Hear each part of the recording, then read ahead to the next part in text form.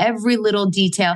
I thought like, how would back to my first experience when I was opening up all the CD packaging, like what would make me feel good about something that, let's face it, as a woman, as a Puerto Rican, like the stigma, right? And so from beginning soup to nuts, like the packaging matters. So I want folks to open it up. They get a handwritten note from me. They get to hear my story.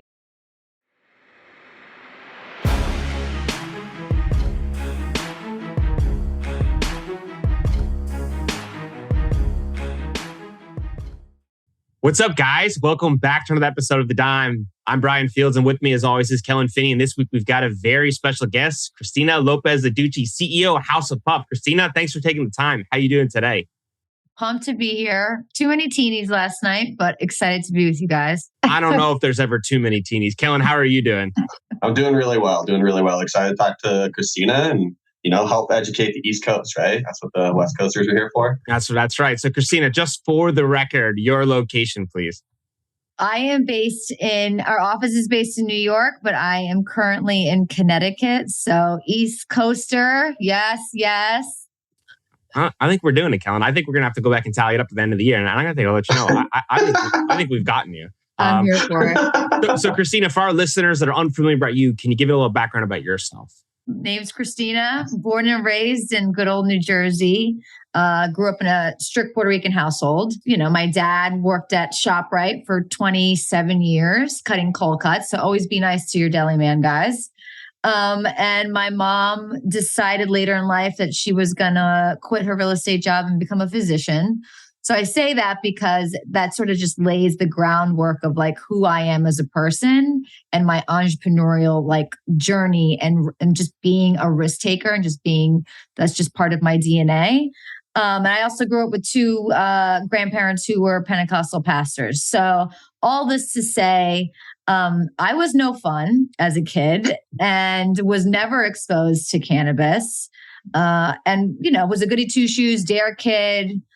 And I didn't really consume cannabis until later in life.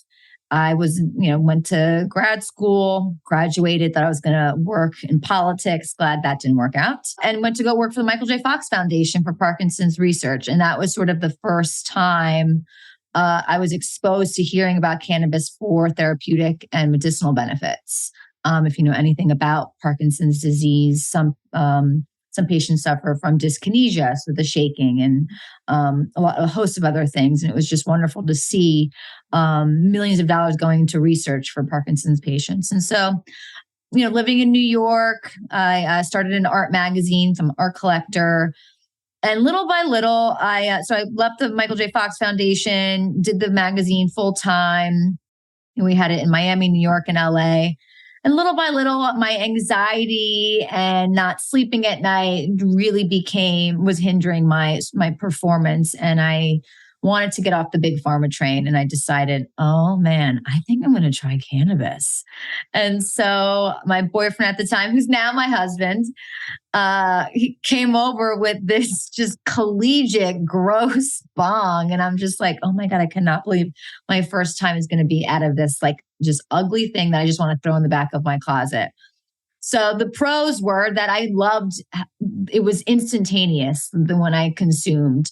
I felt like myself and I felt more creative and I was sleeping better. And it was just such a beautiful awakening, if you will. Obviously, the con was this like gross, like phallic thing that was sitting on my coffee table.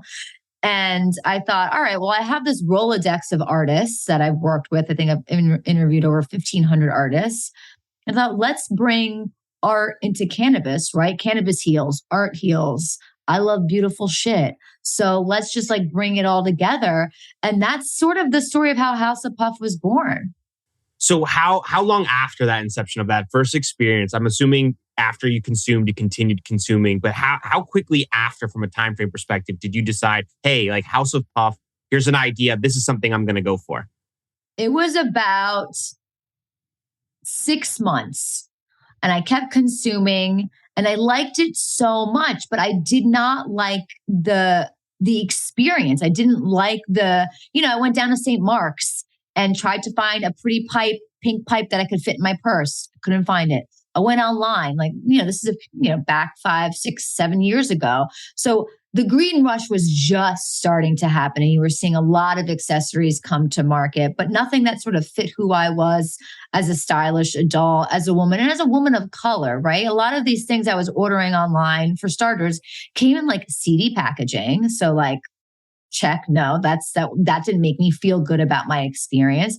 They were also super confusing to use. Like, which end of the pipe am I lighting? Now, again, I'm a new consumer.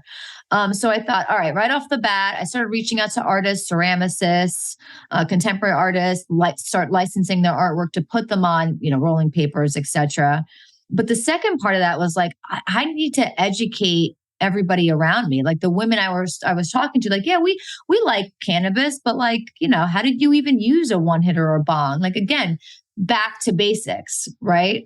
And so it took about a year for me to do an MVP, which we called our lit kit, and it came with the one hitter that was pink, that Abuela, God rest her soul, thought was a lipstick holder, and instructions, and a beautiful candle that we teamed up with Joya out in Brooklyn. They designed scents for Nike and Thomas Keller and all these wonderful people. They did a custom scent for us, and we sold out. And then I found out I was pregnant with twins, and everything came to a screeching halt. And so I decided, I went on TV, I got all this press. And then I had to go on bed rest. And I thought, all right, let me just, for the next year, sit in this bed and figure out how to scale this, right? Because I didn't really know that much about cannabis. And one of the first things I did was, I reached out to people who I knew in New York who were, like Can-Occlusive. Those were like the first, women to embrace me and sort of guide me, on this journey. And then it didn't really take off until 2020. Right before the pandemic, I brought on our COO, Holly Hager. And that's when the magic really started to happen. You want to talk us through that first MVP? What was the kind of the motivating factors for including the one hitter with the candle, and kind of what else was in there? Yeah, how I was consuming and how other women around me were consuming was very much a ritual. It was, you come home from work, kick off your heels, take your bra off. You don't want a glass of wine. You want to sit in bath, light a candle, have 2 puffs. I hate to call it a one hitter because I get at least 3 or 4 puffs out of it. And you just like want to unwind. And it was just such a beautiful experience after a long day. And then like right before bed, it was helping me sleep. And all the women who were our first, receivers of the MVP, the feedback was, this just fits seamlessly into how I live my life and my lifestyle. And for me, that sort of solidified, okay, if the women I'm surrounding myself with in, our little New York bubble are saying this and thinking this way, there's got to be other women who are still in, more or less the canna closet, or maybe just starting to dabble in CBD, maybe not ready for cannabis per se, but women turn to cannabis mostly for wellness reasons. We know that, like, the stats are out there. So that's how it sort of began. And I really didn't think it'd take off as much as it did. I had to sell my art magazine to really focus on House of Puff full time. Because as we know, investors, they don't like to hear that you have multiple businesses. You focus on one, and then I put a little pitch deck together. I look back at my first pitch deck and I just laugh. I had no idea what I was doing. We're all just figuring out as we go. But I think the adoption is so important, right? Like exactly like you're saying, you found a niche, then you looked out for other consumers. And it might be like women could see consumption devices like you were describing in that first story and never felt connected, right? They were interested in cannabis, but those devices might have been a hindrance for them to be like, see, it's not really for me. And then they see your device and it all clicks. And now it all feels like something that belongs to them. And I think that's so important when you're talking about building a brand, to have that voice and that identity for that customer, for who you're creating the product for.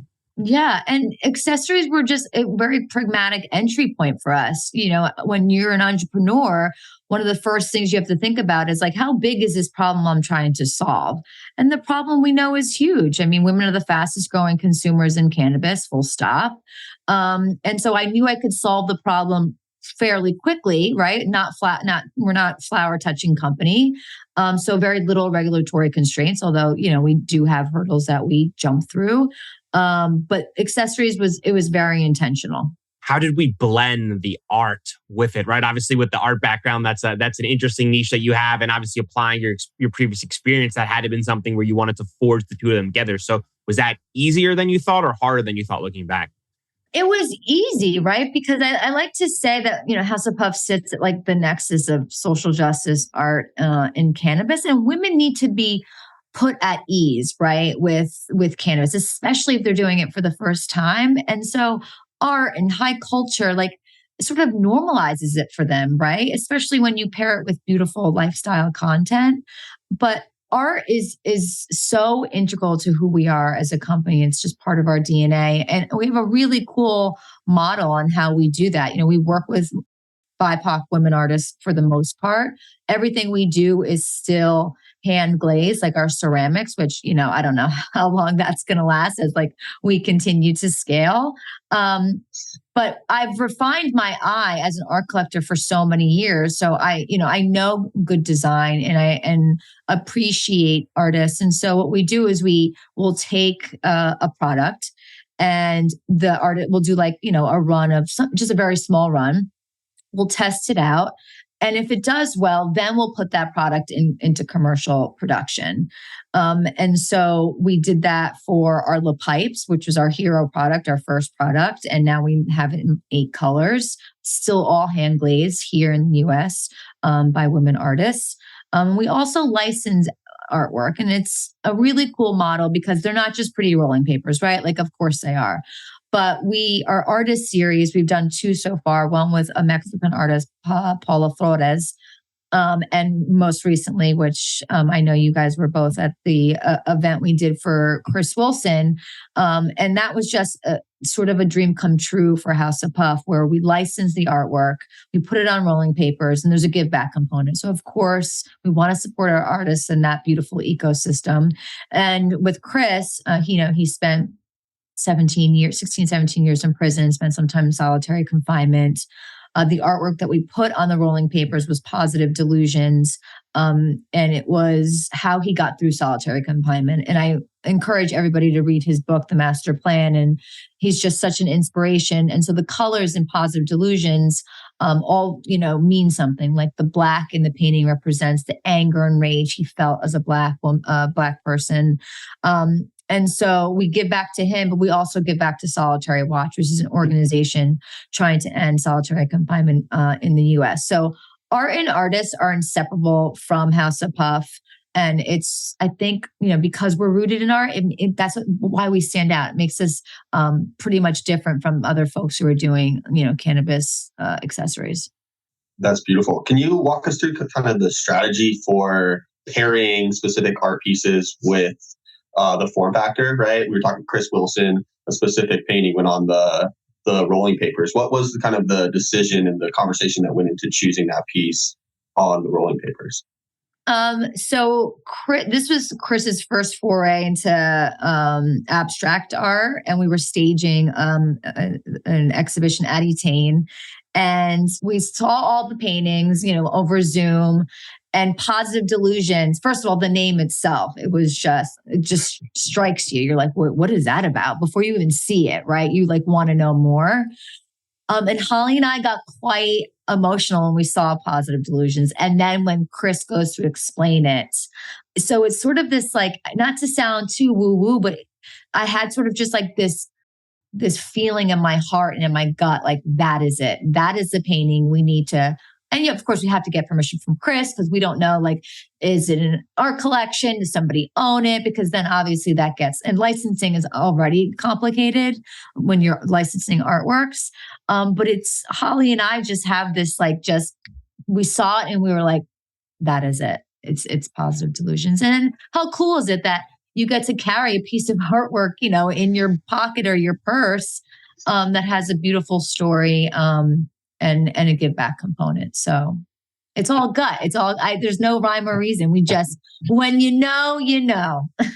I think the level of details is really what I enjoy most about that, because I think a lot of people talk the talk, but you go ahead and actually back it up with the actions. And I think a lot of people in the industry and a lot of the bigger companies would be beneficial to take a page out of your book in order to back up the actions and not just kind of put the words out there. So I want to stay with some of the tiny details. I ordered the products. I want to get the experience. And I was blown away with opening the box, the personalized note, the instructions. It just felt completely different to me.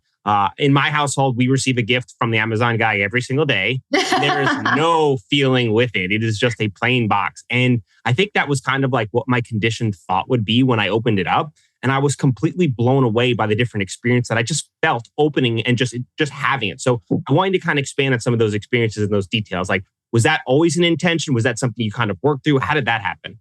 It was trial and error. And I did a lot of shopping, which, shocker, right? That had to be tough. tough.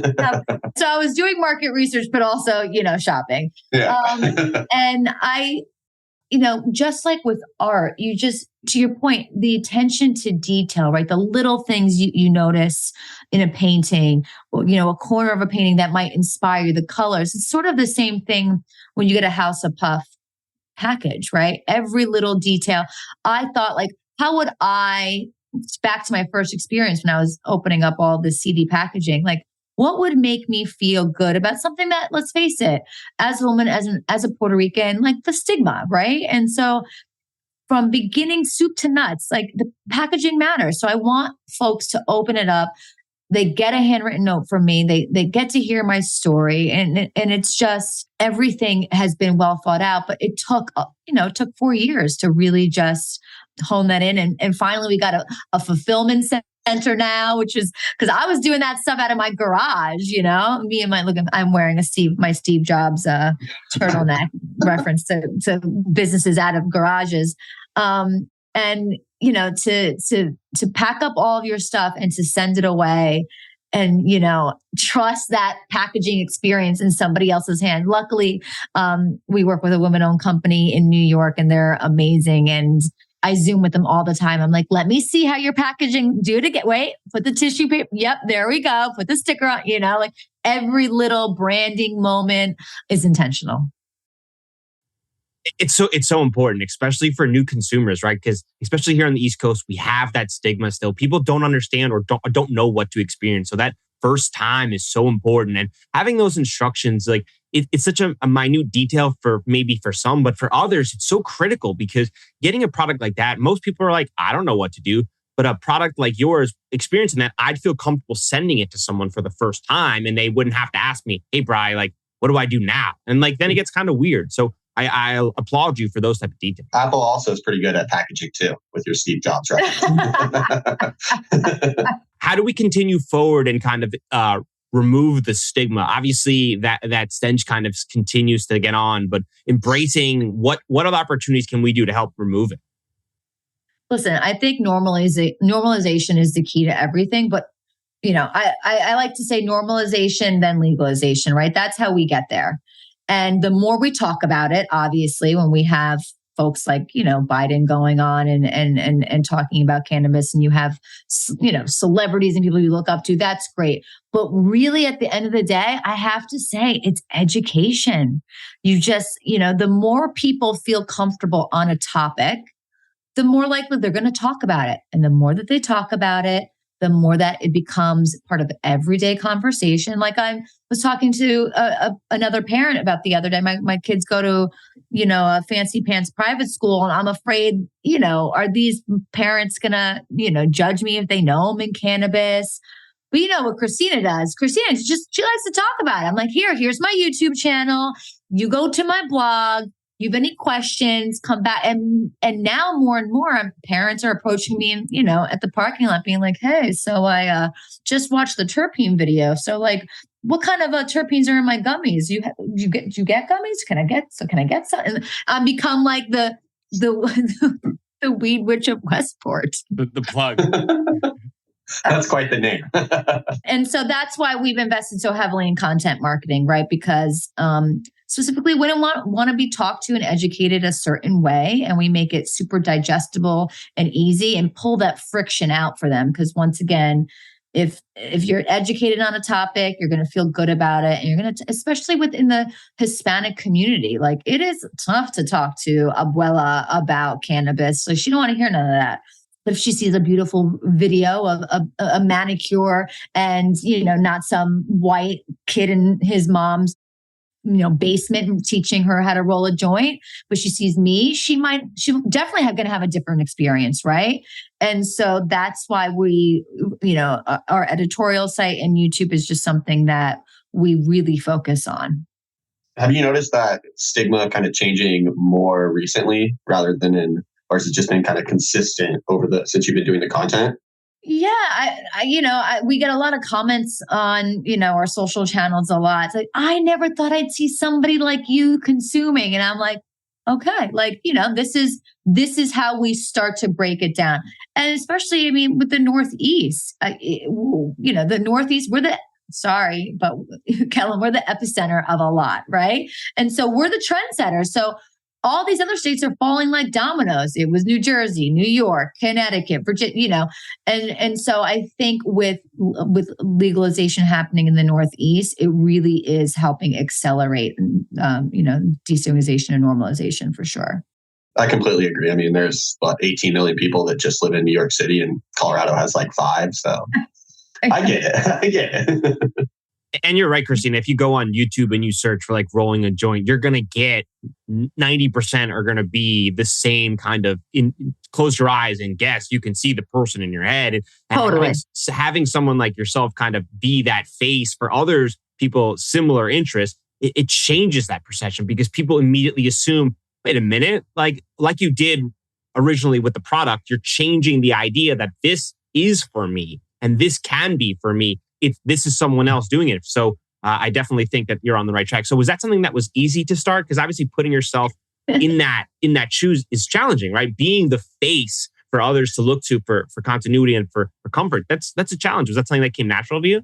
Yeah, I gotta say, I love the camera and the camera loves me. I don't know. I'm just like, oh wait, my mom shows me videos of me like performing at like other kids' birthday parties. Like I just like love to like entertain and educate. I love to share my story because, growing up, I was bullied a lot for being Puerto Rican. And I didn't really have a role model I could, turn on the TV or read about that, would make me feel okay. And I feel like now maybe the reason why I like to be, on TV or do a YouTube or it comes so naturally to me because I want to share my story. And if I can inspire, whether it's, another Latina who wants to be in cannabis or just a college student who, wants to, do something else with their life and needs that like encouragement from somebody who's had a patchwork career like myself. I'm going to do that. And so I'm also a Leo. So I'm just loud, proud, and just love to dish. And it's fun for me. The only thing was I didn't want to do a YouTube channel because we were a team of 2. So like we had no bandwidth. But it was the pandemic and we had to like pivot a little bit, right? Like a lot of the stores that were carrying us closed. And everybody was at home. So you have to meet your customer where they are. They were at home. And so I honestly didn't think that the YouTube would be as big as it is. I think our How to Roll a Joint video has like over 1 million views now. We're one of the top joint rolling videos, which is like cool because I'm definitely not the best joint roller to be like, truth be told. But I can teach you the basics. And it really resonated with our community. And so investing in, and by the way, to anybody like nervous about like getting a fancy camera, don't. I did all of those videos on my iPhone. Okay. Now we just started to invest into, we work with an amazing videographer, but back then we had $0. So I had like a little cheap microphone I would clip and I'd clip it into my iPhone. And it worked, right? Because all I was trying to do was just reach our women and educate them, and it paid off because it's we've got thousands of subscribers now, and it's wonderful to build that community. What's your favorite part about building the channel so far? What's been your favorite part?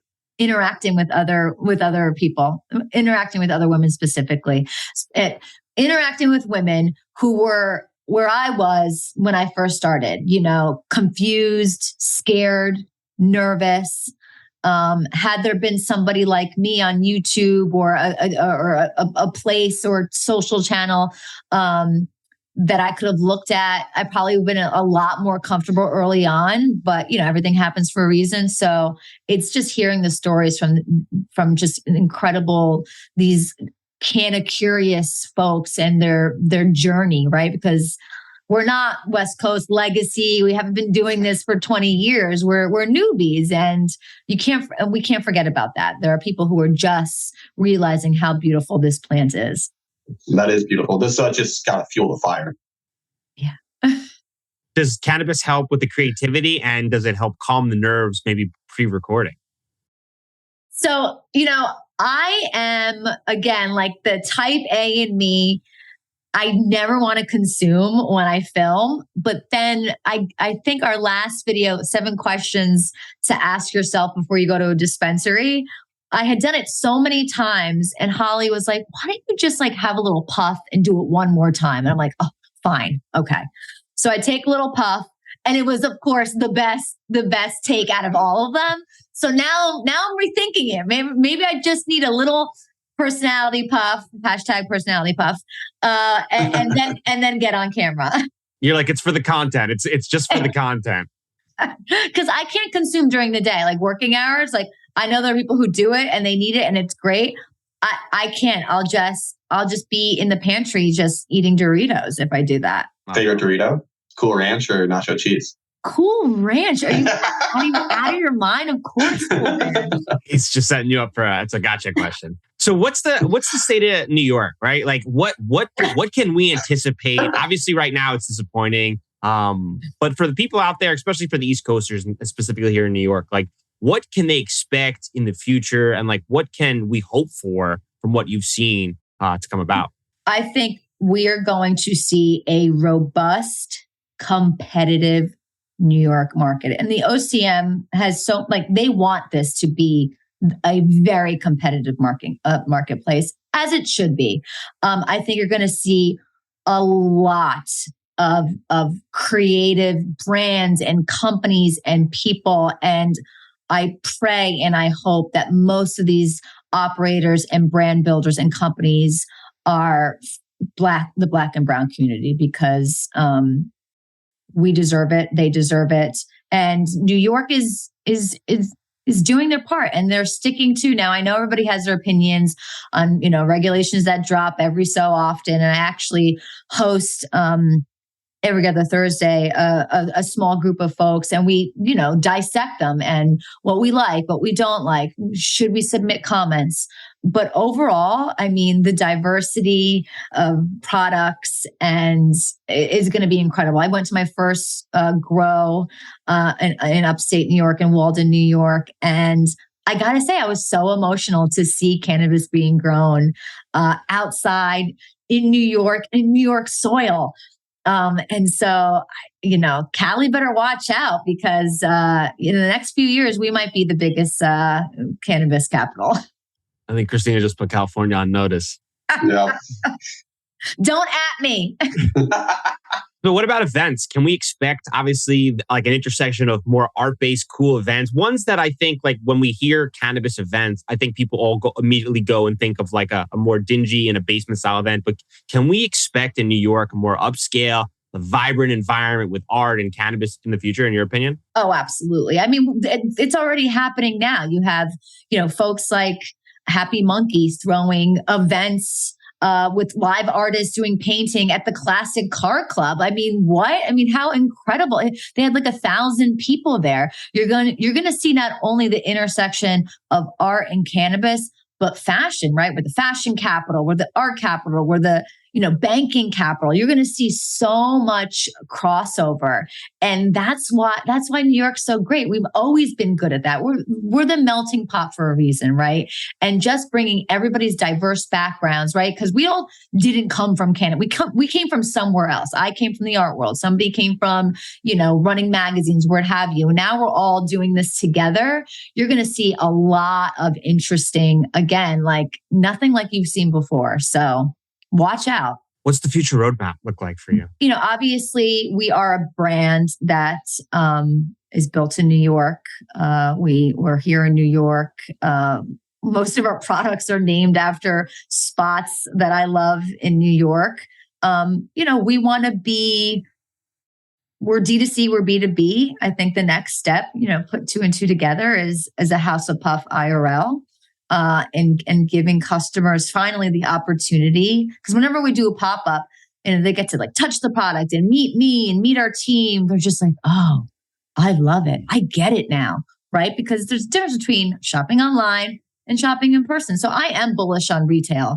And I know that might be controversial, but I am. I think New York goes through, it's up and downs. But for us, it definitely looks like a House of Puff somewhere.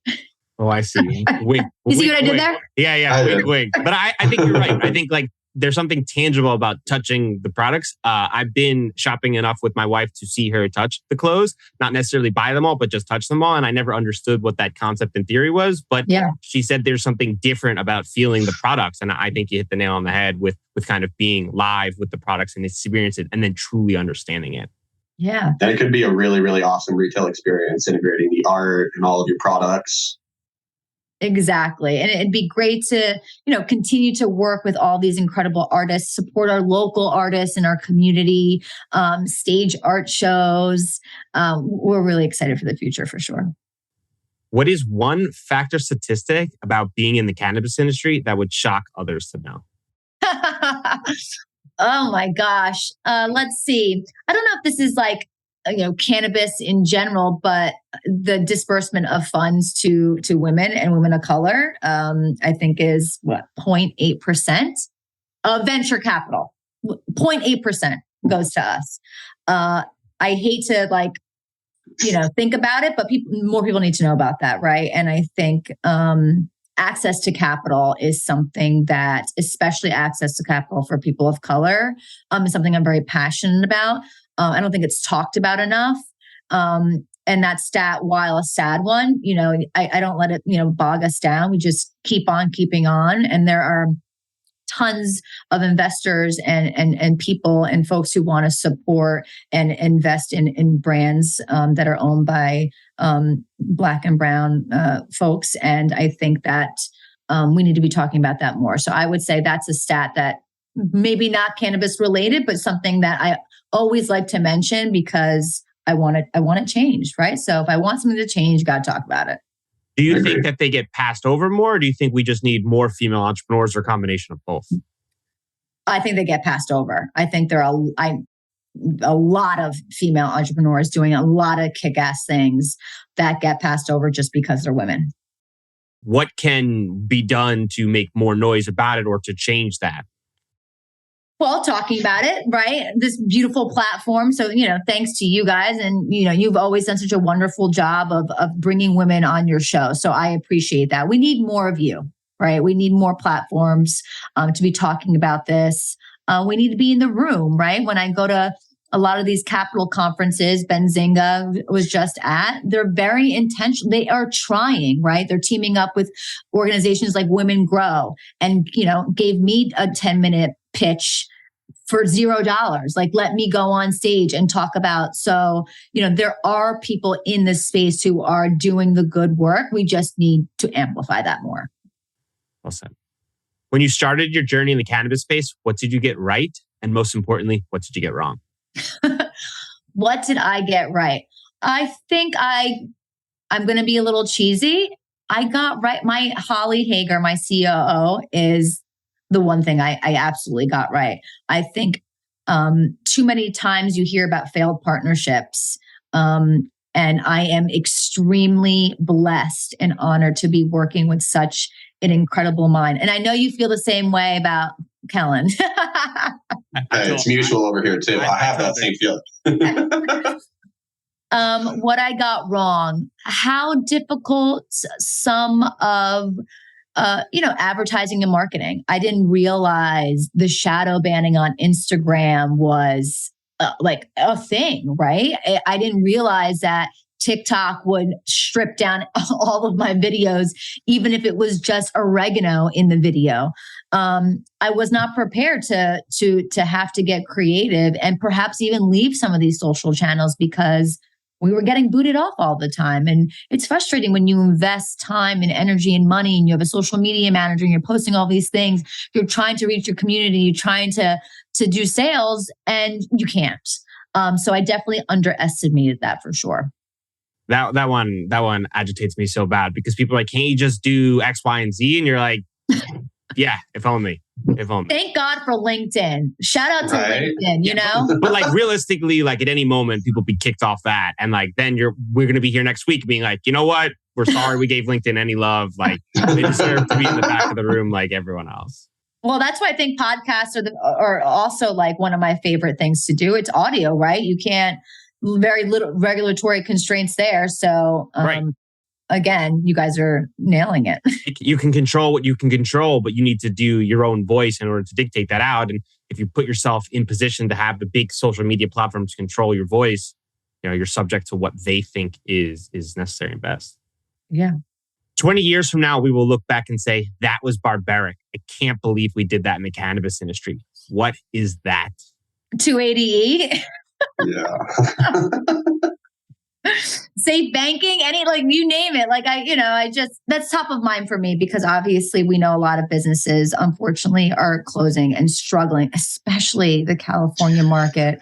And it's really sad to see. I also think that we'll look back in 20 years and be like, why did we take so long for federal legalization?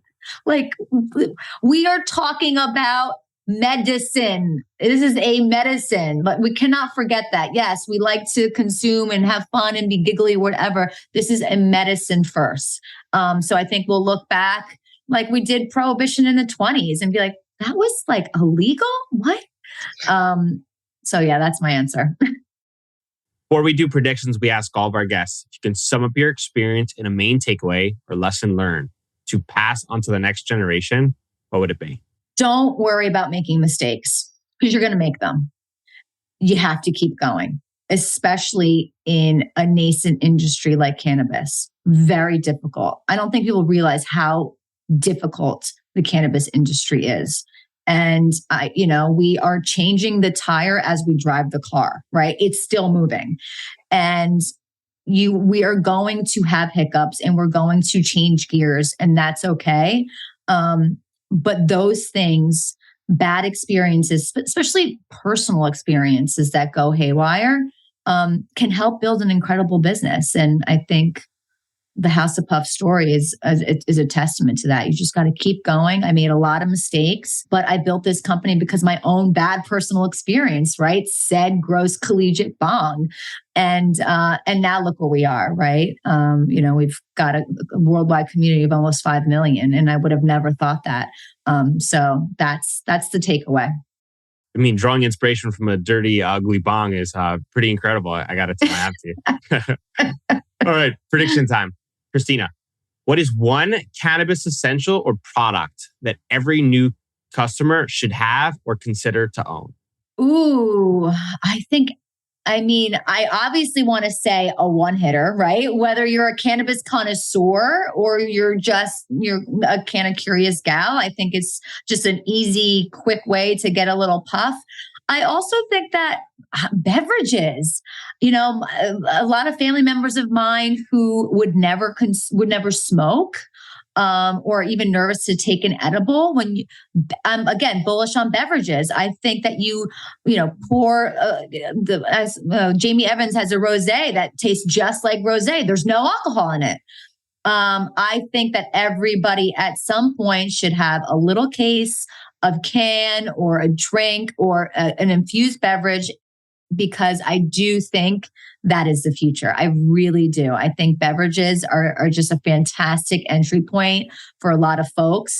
And I've seen it in my own family that, again, like my mother would never be caught puffing, but, she'll pop open a 2.5 mg a seltzer, and it's a wonderful thing to see. Kellen. I'm going to go with two things because I think that there is kind of the traditional market or consumer, if you will, right now, which is 70% probably smokers. So I would say probably most 70% of people that are getting involved in the industry are going to inhale or smoke it. So they probably need an ashtray. This probably would be my first thing I would suggest, right? A nice ashtray for them. Just because it's a pain in the ass, ash in your sink and stuff like that. And then I would say probably beverages as well. As the second. It's just the safest form factor, probably, right? Most humans are used to consuming something that inebriates them via liquid, right? Like alcohol, we're used to it. Society's used to it. So I think that that's going to be the easiest hill to climb for most consumers that have any apprehension for ingesting cannabis for the first time. And you meant to say House of Puff ashtray, right? Yeah, I was looking at them actually. And if I was more in tune with the art world, I would know the name of those plates that have that same pastel color, the famous plate set from like the 70s. I don't know if I'm just making a fool of myself right now, but I'll teach you my ways, Kellen. I got you. Thank you. I think we need more people to do educational focus so that others can see like-minded people that are doing similar things. I think one common thing I hear now is with cannabis, I don't want to smoke, right? Exactly like you said.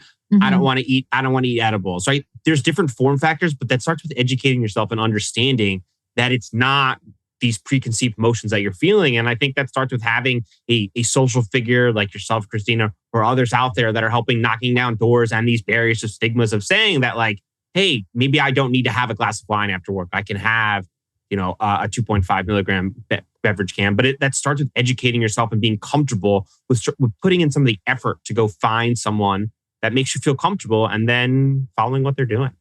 Yeah, well said, for sure. So Kristina, for our listeners, they want to get in touch. They want to buy House of Puff products. Where can they find you? Houseofpuff.com. We're on Instagram at the House of Puff. I'm Kristina at Kristina Adduci. Slide into my DMs if you want. And our YouTube channel is At Home with House of Puff. We'll link it all up in the show notes. Thanks for taking the time. You guys rock. Thank you. Thank you.